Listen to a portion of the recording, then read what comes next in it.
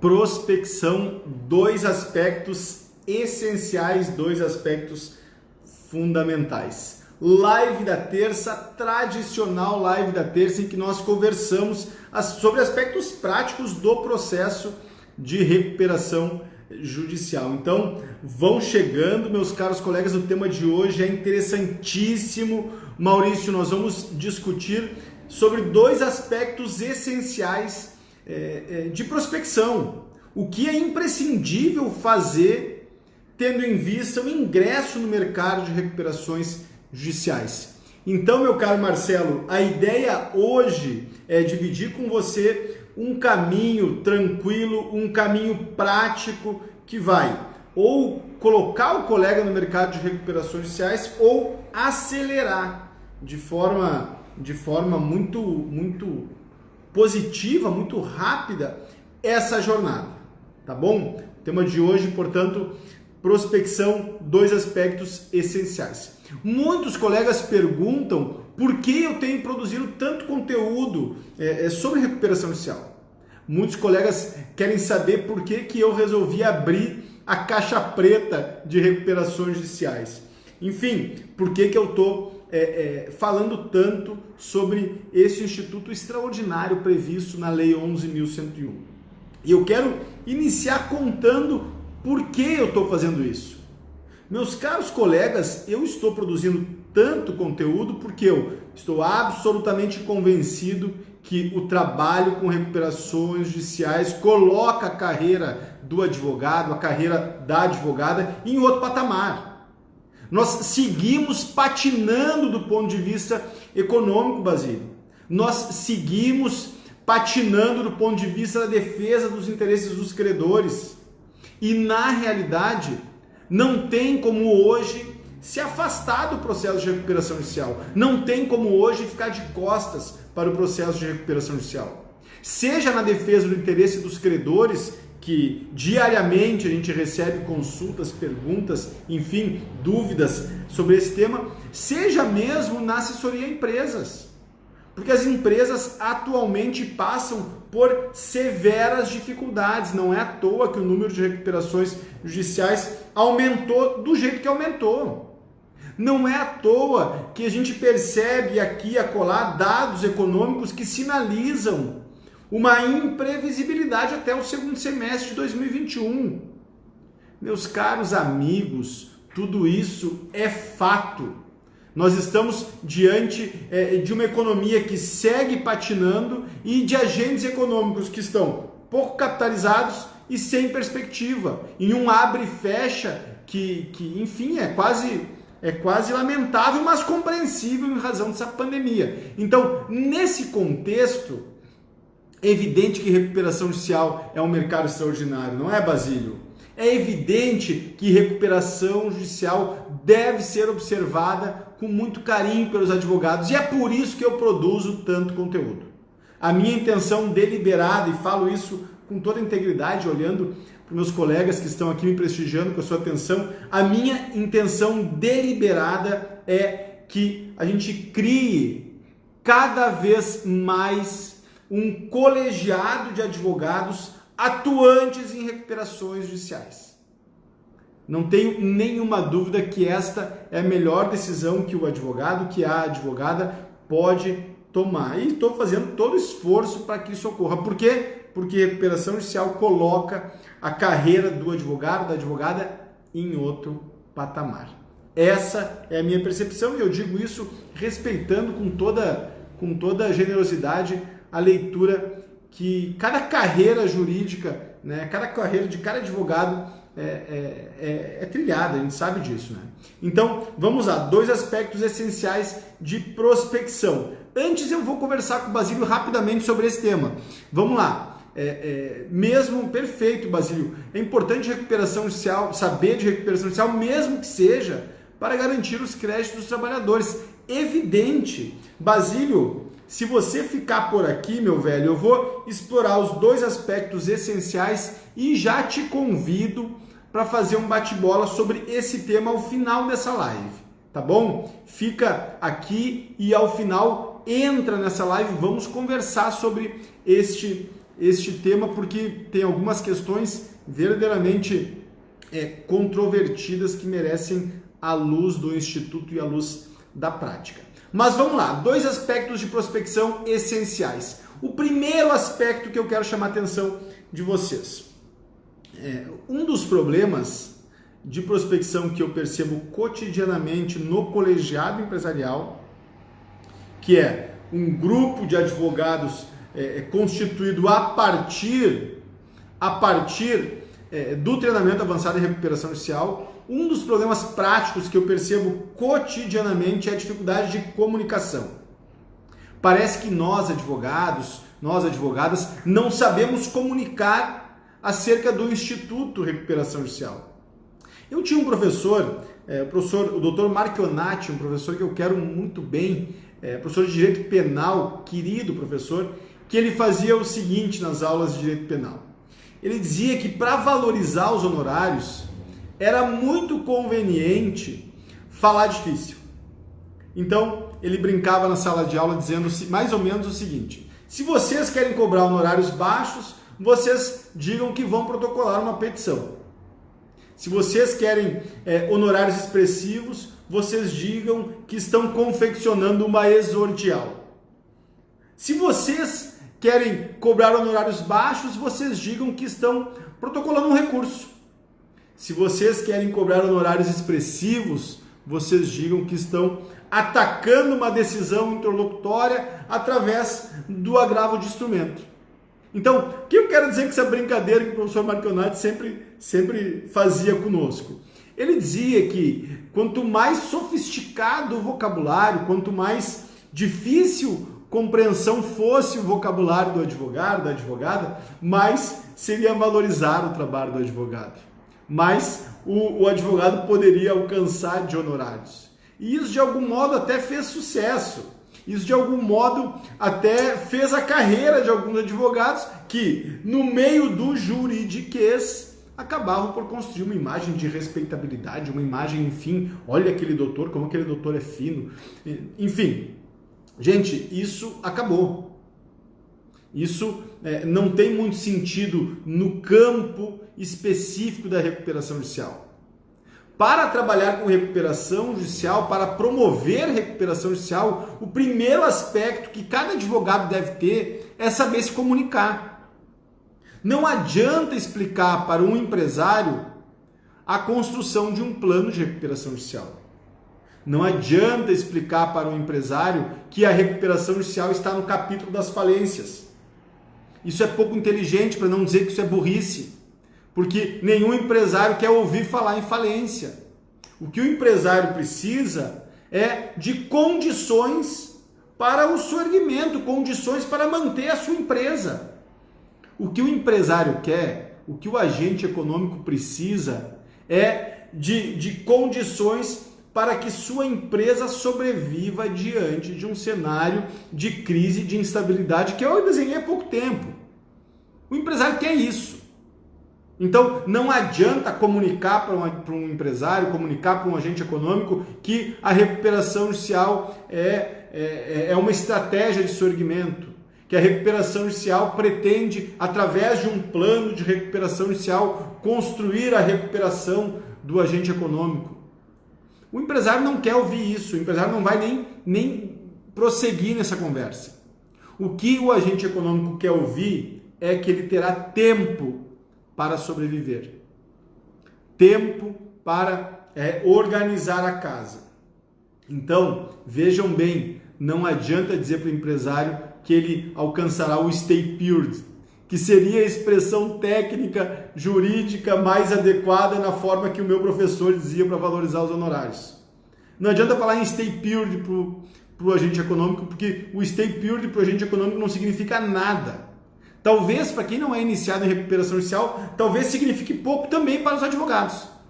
Agora, para quem entende de recuperação judicial, o stay period significa a suspensão das execuções. A suspensão de todas as execuções em face da recuperanda. Opa! Música para o agente econômico em crise. O agente econômico vai prestar atenção se você explicar para ele que nós estamos diante de um benefício cuja clareza é solar, suspensão das execuções. Se você explicar para o agente econômico que essa suspensão das execuções está prevista na lei 11.101, precisamente no artigo 6º, talvez ele tenha interesse em ver a lei. Se ele estiver por uma situação de gravidade, talvez ele tenha curiosidade em visitar a lei. Mostre a lei para ele. Você vai estar apresentando um direito que ele potencialmente titulariza e desconhece. Então, se antes nós falávamos em plano de recuperação judicial, em estratégia de soerguimento, agora nós estamos falando de um benefício concreto, palpável. Suspensão das execuções, stay period, afasta tempo para organizar a sua vida produtiva. Mais que isso, tirando os poucos estelionatários que tem por aí, tirando os poucos agentes econômicos que, de fato, pretendem não pagar nunca ninguém, existem esses agentes econômicos, infelizmente eles estão por aí, a grande maioria das empresas que ingressam em recuperação judicial pretendem alcançar o pagamento, mesmo que parcial, dos seus compromissos. Se elas não pretendessem, vejam que coisa doida, se as empresas não pretendessem, elas não ingressariam em recuperação judicial. Elas começariam a desviar patrimônio. Elas começariam a ingressar naquele capítulo chamado fraude a credores.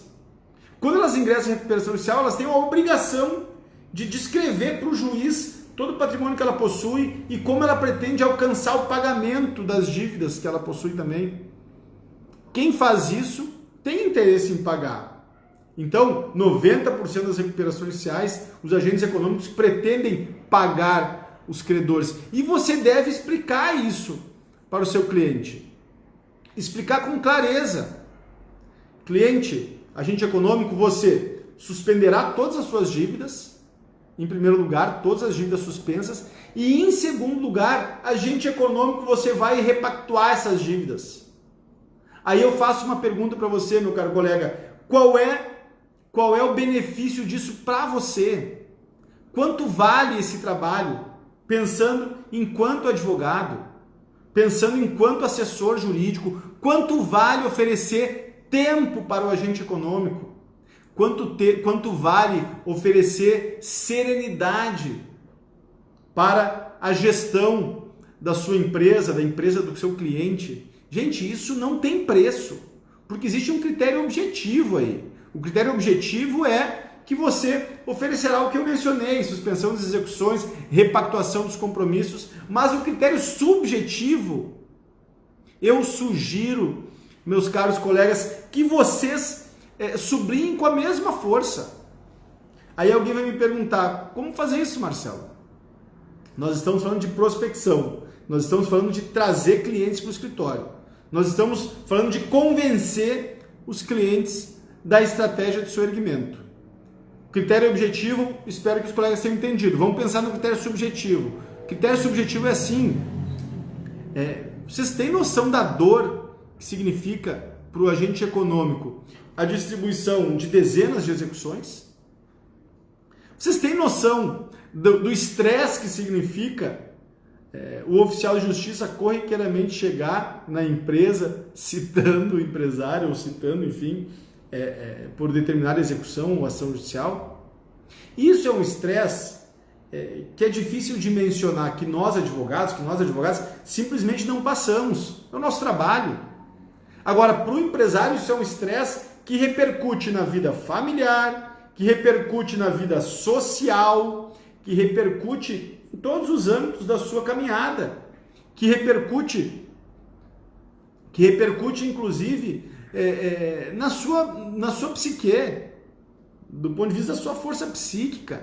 Então a recuperação judicial cria uma condição de sobrevivência desse agente econômico também do ponto de vista subjetivo, também do ponto de vista particular. E assim, se eu digo isso para você, é porque eu estou dizendo, meu caro colega, use esses argumentos com absoluta integridade, mas use esses argumentos diante dos potenciais clientes.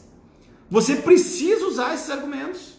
Você precisa dizer para o seu potencial cliente que, veja bem, a partir do momento que a recuperação judicial for distribuída, os problemas que você tem na sua empresa, eu trarei para o escritório. Os problemas que você enfrenta com relação às diversas execuções, eu trarei para a minha, será a minha preocupação. Então você poderá ficar focado em quê? Veja bem, estudante de direito, o foco será na sua operação. Ao invés de ficar ocupado com as execuções, ao invés de ficar ocupado com a miríade de problemas que o endividamento cria, seja do ponto de vista objetivo, seja do ponto de vista subjetivo, e aí vocês entenderam já a distinção, ao invés de ficar ocupado com esse conjunto de ruídos, meu caro cliente, você vai se preocupar com a sua operação. Eu vou criar condições para você fazer o que você sabe fazer, que é produzir. Produzir riquezas, prestar serviços, produzir bens, produzir produtos, fazer valer o objeto social da sua empresa e a razão de existência dessa empresa. Então, se você não comunicar assim para o agente econômico, para o cliente, deixa eu adiantar, você não vai alcançar a contratação, o fechamento de contrato para promover uma recuperação judicial. Você não vai alcançar por uma razão muito simples, falha de comunicação. Como falava o professor que eu mencionei no início, juridiquês. Há um momento para o juridiquês. Você trabalhando com recuperação judicial terá um momento de argumentar a partir da conceituação que a Lei 11.101 oferece, ou que a doutrina, ou que a jurisprudência. Vai ter esse momento e eu entendo que nós, advogados, gostamos desse momento. Tudo bem, mas não é na contratação. Não é no fechamento. Não é no fechamento do contrato. Então, esse é o primeiro aspecto. Pegue essa ideia, guarde essa ideia, implemente essa ideia e me traga. Me traga um retorno, me diga se fez sentido. Deixa eu perguntar aqui, fez sentido para os colegas essa reflexão, esse primeiro aspecto relativo à prospecção? Se fez sentido, dê um ok para mim. Eu vi que o Maurício escreveu excelente, obrigado querido. Eu vi que o estudante escreveu também ali, concordando. O que vocês acham dessa primeira sacada? Ela é relevante para pensar a prospecção? Ela faz sentido do ponto de vista da prática no escritório de advocacia? Eu quero saber um pouquinho, comentem aqui comigo que eu já quero ir para o segundo aspecto importante. O primeiro aspecto, portanto, é essa comunicação com o potencial cliente. O segundo aspecto, a segunda dimensão, e aí pausem, pensem comigo, peguem uma água, um café, um suco, alguma coisa que o agrade. Eu estou com um chimarrão aqui, mas não estou tomando. Mas enfim, preste atenção aqui em mim, vamos no segundo aspecto fundamental. Essa comunicação, ela não diz respeito especificamente ou exclusivamente ao agente econômico. Essa comunicação, ela diz respeito também às esferas sociais que você está situado. Então, você é advogado, é advogada, mas vai na academia, vai em algum clube, vai em algum grupo social, frequenta a OAB, frequenta, enfim, diversas esferas sociais. E você, por alguma razão que eu não sei qual, não comenta que trabalha com recuperações judiciais. Você não explica o processo. Nós fizemos uma conversa semana passada, eu e o Eduardo, um bom amigo que está no colegiado empresarial, enfim, que a gente tem já uma caminhada de conversa comum muito, muito legal. Nós fizemos semana passada uma conversa aqui no Insta chamada Desmistificando a Recuperação Judicial. Esse é um desafio de toda advogada, de todo advogado que quer trabalhar com recuperação judicial. E eu vou explicar a razão. Recuperação judicial está no capítulo destinado à falência. A lei, melhor dizendo, que trata de falência, trata de recuperação judicial. O que induz o empresário a pensar? O empresário, quando pensa em recuperação judicial, vem a imagem da falência. Ele conectou recuperação judicial com falência, mesmo que eu não tenho nenhum problema em afirmar, não tem nada a ver recuperação judicial com falências. Mas na cabeça do empresário, em razão dessa mistificação, em razão dessa associação bizarra que a gente encontra em alguns, inclusive em alguns julgados, especialmente na Justiça do Trabalho. Essa associação bizarra é feita na cabeça do empresário. E quando ele fala em recuperação judicial, ele ouve falência. Isso é um equívoco. Isso é um erro grosseiro de compreensão do Instituto. Então, se você frequenta diversas esferas sociais, você deve explicar o que significa recuperação judicial, não apenas quando um cliente endividado chegar no seu escritório. Você deve explicar em todos os fóruns que você transita o que significa recuperação judicial. E aí você que caminhou comigo até aqui vai entender, Marcelo, como é que eu explico? Explica conforme nós conversamos no início dessa live. Explica a partir dos benefícios da recuperação judicial. E não são benefícios que o Marcelo inventou. Não são benefícios criados para essa prosa. São benefícios que a recuperação judicial de fato oferece. Tempo e possibilidade de repactuar a dívida. E só a recuperação judicial oferece. Não existe outro lugar para fazer isso. Então, frequenta todos os espaços sociais e comenta sobre recuperação judicial. Meus queridos amigos, ninguém faz isso.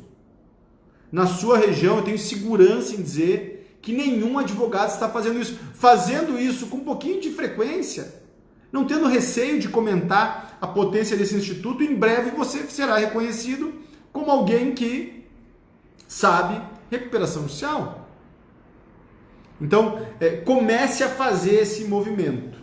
Esse é o segundo aspecto que ele se desdobra, porque esse movimento ele não pode ser feito, ele não pode ser feito ele não pode ser feito de modo atabalhoado, ele não pode ser feito de modo sem estratégia.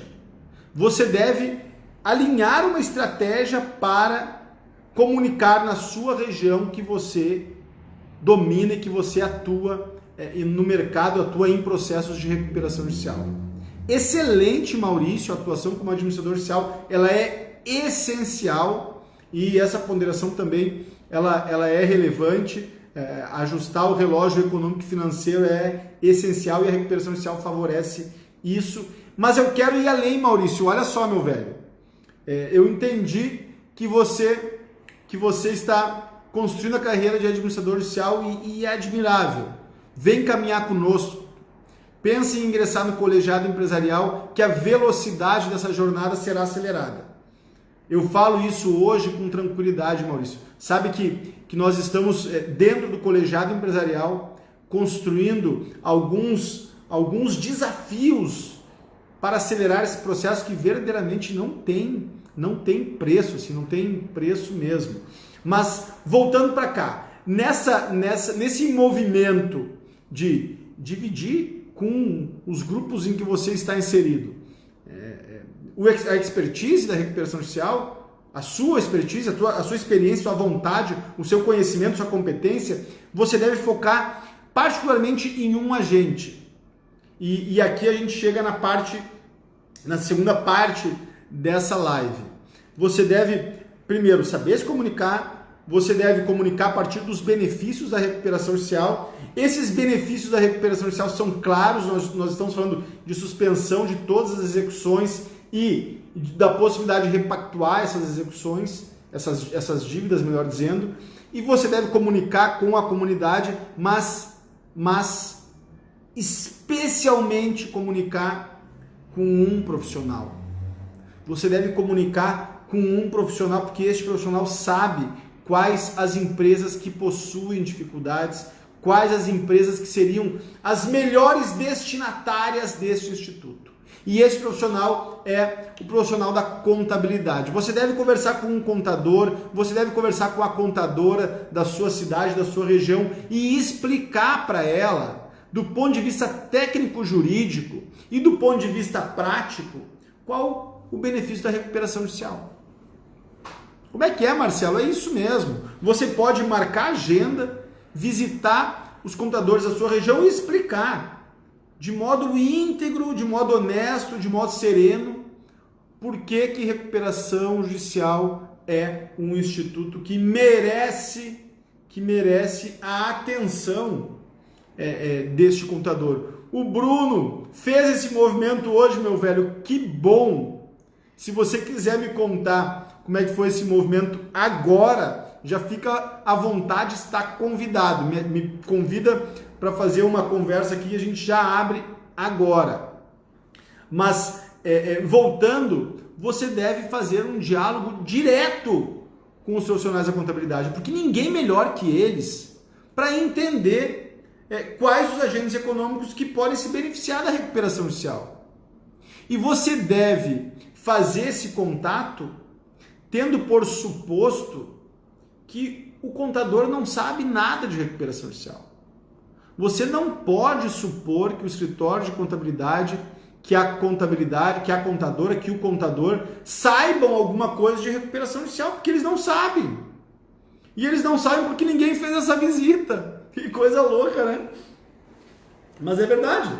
Eles não sabem nada sobre recuperação judicial porque ninguém fez essa conversa que nós estamos aqui sugerindo que se faça.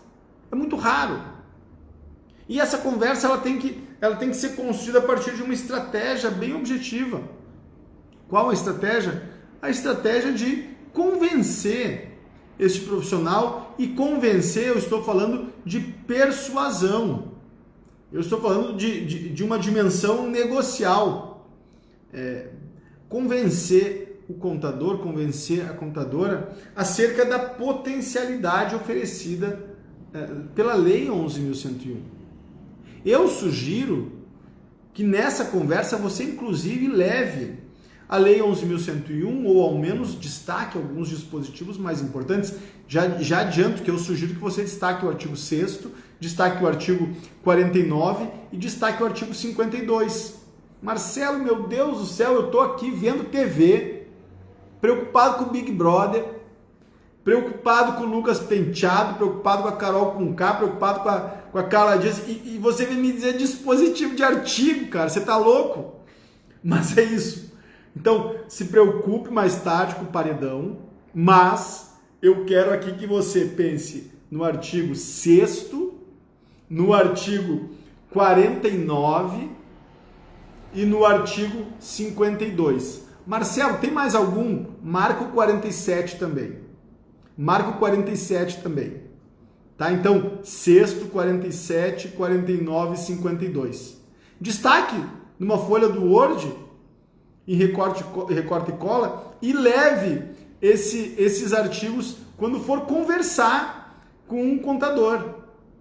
Que aí o profissional de contabilidade vai entender, depois da boa conversa, claro, vai entender do que se trata a recuperação judicial. Você vai deixar o material com ele, você vai explicar os benefícios e você vai arranjar, construir de modo íntegro um potencial parceiro, como o Basílio bem colocou, um potencial aliado.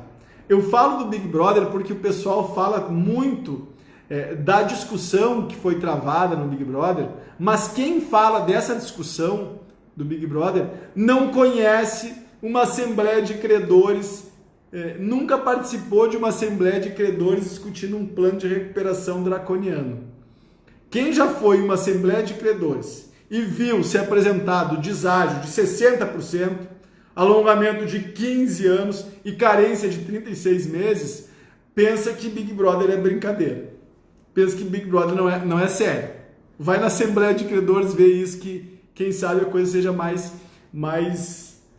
agressiva ainda. Mas assim, gente, voltando para cá, tentando falar sério, esse segundo movimento de prospecção diz respeito ao diálogo com os profissionais da contabilidade. Agora, eu quero só fazer uma ressalva aqui para a gente prosseguir. Esse diálogo com os profissionais da contabilidade, ele deve ser travado por quem entende de recuperação judicial. Então, se tem algum colega aqui que não sabe nada de recuperação judicial, não tenta vender recuperação judicial. Eu sei que o que eu estou falando aqui é meio óbvio. Eu sei que, eventualmente, alguém até pode se sentir ofendido, mas é verdade. Quem não sabe nada de recuperação judicial não apresenta esse processo para um contador. Sabe por quê? Porque o contador pode fazer algumas perguntas. E eu vou adiantar as perguntas que o contador vai fazer. A primeira pergunta que o contador vai fazer é a seguinte: como é que fica o crédito fiscal? Ele vai perguntar, como é que fica o crédito fiscal em uma recuperação judicial? E você terá que responder, e terá que mostrar nos dispositivos legais como é que a gente vai administrar esse passivo. Se você não souber responder, ponto a menos. Daqui a pouco você até convence o contador da potência do Instituto de Recuperação Judicial, mas ele vai procurar outro advogado. Então, essa é a primeira pergunta. A segunda pergunta que o contador vai fazer é a seguinte: Marcelo, o que eu preciso fazer como contador? Onde é que eu ganho nisso? Porque, pelo que eu entendi, você vai ganhar como advogado e eu. Então, você deve explicar para o contador qual é ou quais são os benefícios que ele terá para o processo de recuperação judicial. E o primeiro grande benefício é que a empresa vai se manter viva. O cliente vai se manter operando. Então, a mensalidade lá que a contabilidade recebe vai continuar batendo a porta do escritório de contabilidade. Mas tem outros benefícios, como a confecção dos documentos específicos, enfim. Então, quando for fazer essa conversa, você não está conversando com o amador. Não é conversa de bar. A conversa é uma conversa séria e você deve tratar essa conversa com a seriedade que ela exige, sob pena de queimar o filme e aí sim ser escorraçado do mercado de recuperações judiciais, tá bom? Então, esta é a outra ponderação. Maurício, sobre o crédito fiscal, como anda o ruído? Cara, eu imagino que você está fazendo a pergunta sobre esse pedido da Fazenda Nacional em dar prosseguimento às execuções fiscais que ela verteu no STJ recentemente, é isso, né? Pelo que eu sei, não tem manifestação a respeito. Pelo que eu tenho de informação, esse pedido foi feito semana passada e o STJ ainda vai amadurecer um posicionamento. Mas eu quero fazer uma reflexão que tem a ver com alguma previsibilidade, mas tem a ver especialmente com o entendimento que o Poder Judiciário tem já consolidado sobre essas questões. Maurício, o Poder Judiciário como um todo já compreendeu a centralidade do artigo 47. Bom, Marcelo, você veio me falar de principiologia, mas é isso. O Poder Judiciário já entendeu que o princípio da preservação da empresa é o corolário maior da recuperação judicial. E a gente pode ver isso em um sem número de julgados.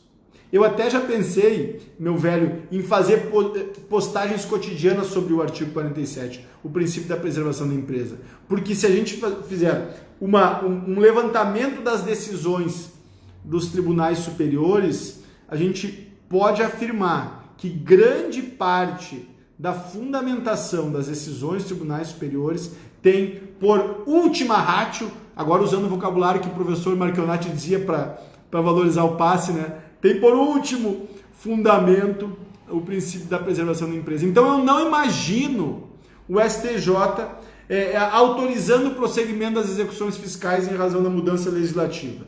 Não imagino esse cenário. Até porque isso pode sim inviabilizar muitas recuperações judiciais e, apesar da reforma ter outorgado muita força à Fazenda Nacional, você percebeu bem isso. Fato é que quem controla a vida da recuperação judicial é o juízo da RJ e o juízo da RJ está atento para as particularidades da estratégia de soerguimento. E a Fazenda Nacional não vai interromper as estratégias de centenas de recuperações judiciais. Essa é a minha percepção. Marcelo, pode estar enganado? Posso estar enganado sim, sem dúvida. E sem problemas, né? Eu não confundo discordância com inimizade, também não confundo trabalho sério com trabalho mal-humorado. Então, vamos ver o que o futuro vai nos dizer a respeito desse tema, Maurício, tá bom, meu velho? Olha só, Basílio, convite feito no início, repito agora, se você estiver aí, vamos trocar uma ideia sobre essa questão do crédito trabalhista. Se você estiver por aí ainda, me diga que a gente faz essa conversa agora. Já vou abrir a câmera aqui e a gente troca figurinhas sobre o crédito trabalhista. Sabe que ontem eu fiz uma live com uma colega que faz a caminhada conosco num curso, o Credor da Recuperação Judicial, e ela nos trouxe uma questão muito interessante. Muito interessante que em algum momento eu tive um tempinho aqui na tarde, mas foi uma tarde pesada, eu consegui visitar um pouco o entendimento dos tribunais superiores e de fato é um problema gravíssimo. Então, se o Basílio está por aí, vou te adicionar, meu velho, vamos ver se a gente consegue trocar uma ideia. Vamos ver aqui. Vamos conversar um pouquinho. Boa noite, professor. Tudo bem, Basílio? Uma satisfação falar contigo. Velho. Puxa, prazer todo meu aí. Estou sorvendo o conhecimento recuperacional, não sei se é assim que fala, e estou aprendendo bastante aí com o doutor. Que bom, que bom. Qual é a questão que você explorou antes sobre o crédito trabalhista? Vamos trocar um minutinho, uma ideia sobre esse tema. Vai lá. Então, o próprio Danilo, que é também que eu conheci o doutor pelo Danilo, né? Então, eu estou aprendendo lá com ele também a gente maximizar os créditos trabalhistas nas recuperações, evitar lá deságios gigantescos, como tem aí na nova legislação recuperacional. Então, eu estou verificando que eu tenho alguns créditos lá também para receber habilitados na falência, e estou preocupado, para falar a verdade também, né? Então, eu acho que essa questão, e não sei se o doutor parece que é mais para o lado empresarial, mas eu estou preocupado mais pelo lado trabalhista, para falar a verdade. Sabe que eu sempre digo que a recuperação judicial não pode ser um instituto para fraudar o crédito trabalhista. Não foi esse o escopo que o legislador ofereceu à Lei 11.105. Tanto que, até recentemente, o credor trabalhista recebia integralmente o valor habilitado. Nem se discutia isso. Então, artigo 54, pagamento até 1 ano e ponto final. Acontece que desde 2019, 2018, 2019, o entendimento dos tribunais superiores foi sendo modificado sobre isso. E a história disso é longa. Mas, assim, tentando trazer para resumir, o que está acontecendo hoje nas recuperações iniciais incluir na classe 1 credor trabalhista todas as condições que se incluíam nas outras classes. É isso. Então, e aí eu tenho repetido, Basílio, eu sei que você acompanha, eu tenho repetido que hoje não tem como construir um bom trabalho defendendo credores trabalhistas sem articulá-los, sem dialogar com outros credores trabalhistas. Nós estamos diante de um regime concursal. Mas tem mais um detalhe, cara. Tem mais um detalhe que hoje eu já estava visitando e discutindo aqui no escritório com o Bruno. O que faz com o crédito extra concursal trabalhista? Você já viu esse problema? O que trabalha depois da decretação e recebe em primeiro lugar, né? Mas olha só, na falência o crédito extra concursal ele é atendido, ele recebe antes dos créditos concursais. Mas na recuperação judicial, o que está acontecendo com os créditos trabalhistas extra-concursais? Você entendeu? Quirografários? Não. Olha só. A empresa ingressa em recuperação judicial em 2000. O caso de ontem era o seguinte. A empresa ingressa em recuperação judicial em 2014. Tá? Em 2016, um trabalhador entra com uma reclamatória trabalhista sobre o trabalho realizado em 2015 e 2016. E ganha a ação. Ganha a reclamatória trabalhista, o juízo determina os cálculos, liquida a reclamatória, ganha a ação. O que acontece? O que está acontecendo hoje mesmo, nos tribunais, nos TRTs e nas justiças comuns, é que não se tenham de executar esse crédito. O que está acontecendo, Basílio, eu não sei se eu vou me fazer compreender, até porque eu fiquei surpreso com essa confusão que está sendo criada no Judiciário Brasileiro. O que está acontecendo é o seguinte: o crédito é extraconcursal, então ele não pode ser executado na Justiça do Trabalho, ou melhor dizendo, o crédito é extraconcursal trabalhista. Então, por ser trabalhista, mas estar dialogando com uma recuperação inicial, o juízo do trabalho não prossegue a execução. Porque ele diz que quem classifica o crédito é o juiz universal. Exato. E aí ele vai dizer o seguinte, o juiz do trabalho, olha, eu não posso proceder, porque quem sabe, quem determina se o crédito me submete ou não submete, é o juiz da recuperação. E aí ele baixa o processo, ele baixa o processo, entrega a certidão para habilitação para o advogado. Mas não sei se você sabe o que acontece? Está pago isso? Ele vai cair num limbo recuperacional. Não me fala que é isso. O que acontece é o seguinte, o STJ, tem uma decisão aqui do STJ, o Bruno, meu sócio, não acreditou, nós estamos discutindo um tempo aqui, o STJ não autoriza, olha só, ele não autoriza a habilitação de crédito a essa concursal, porque de fato, ontem eu estava conversando com a Karen, não faz nenhum sentido habilitar um crédito que não se submete à recuperação. Então, ele não admite a habilitação de crédito a essa concursal na recuperação fiscal. Tá bem? Fazendo uma analogia com o limbo previdenciário, ele não recebe nem na Justiça do Trabalho e nem na recuperação. É um limbo recuperacional. Exatamente. E aí o que acontece na sequência é exatamente isso. Então, se ele pedir habilitação, o juiz vai dizer o seguinte para ele, o juiz da Justiça o juiz universal, né, da recuperação fiscal, ele vai dizer, olha, não cabe habilitação porque o crédito é essa concursal.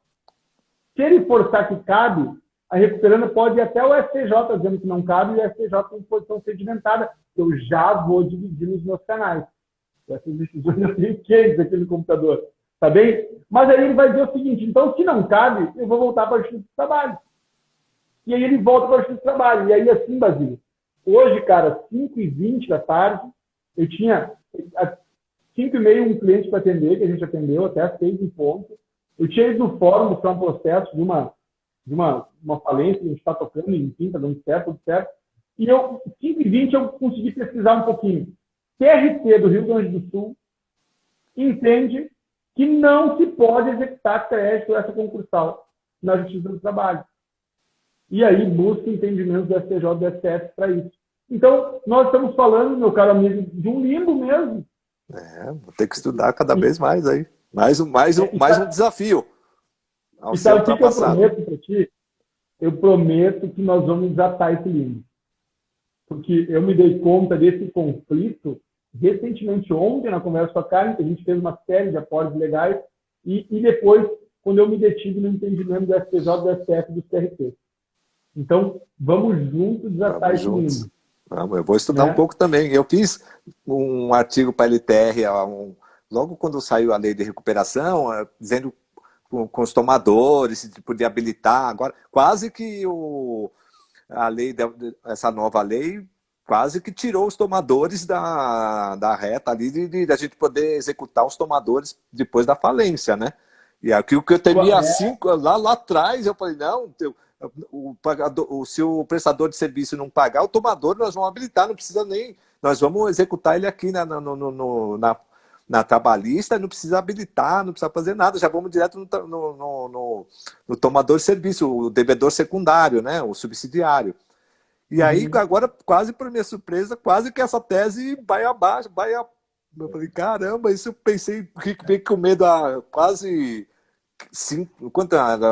no comecinho lá, acho que mais de 10 anos atrás, caramba, e cada vez agora vetou, então seria suspensa a execução quando todos ficou obrigados, exatamente. Nossa. E até ele surpreendeu o veto, mas enfim, foi interessante, né, para os reclamantes. Você, Basílio, eu vou ter que encerrar aqui pelo horário. Não, perfeito, professor. E obrigado pela oportunidade. E o senhor, eu estou acompanhando o senhor aí, aprendendo bastante. E nessa área trabalhista, eu estou estudando aqui também, a gente faz um ping-pong. Se precisar de mais algumas vezes aí, a gente pode fazer um diálogo aí. Diálogo das fontes. Vamos fazer mais um diálogo sobre isso, porque esse tema, no meu ponto de vista, é o tema que vai estourar em 2021. Esse limbo, como o colega brincou aí, ele existe mesmo. E nós vamos desatar juntos. Eu quero daqui a pouco que você esteja, pelo menos no grupo dos credores lá, que a gente criou um fórum de credores. Eu quero te ver lá, mas aí conversamos em outro momento, tá bom? Não, perfeito. Vai ser um prazer, professor. Obrigado pela oportunidade, viu? Sou muito gentil e muito educado e estudioso aí na matéria, viu? Parabéns. Obrigado, meu velho, obrigado. Um abração, estou fechando aqui. Um abração, tá bom, fica com Deus. Um abraço para todos. Feito. Gente, espero que os colegas tenham gostado, dessa live, que foi bem especial, né? Com muita sacada interessante, com muita discussão que eu reputo grande relevância. Agradeço a audiência e em frente, né? Em frente. Quem quiser seguir conversando comigo, me acompanhe. Daqui a pouco vamos fazer mais essa conversa, né, Basílio? Os colegas que passaram por aqui também, quando quiserem entrar, me avisem aqui no direct para trocar uma figurinha. A gente fez ontem uma boa conversa com a doutora Karen, que passou por aqui, uma colega que está no curso Credor na Recuperação Judicial, mas mais que isso, dialoga conosco sobre temas importantes da prática em recuperação judicial. Então, obrigado pela atenção, grande abraço, meus queridos amigos, e vocês sabem, em frente.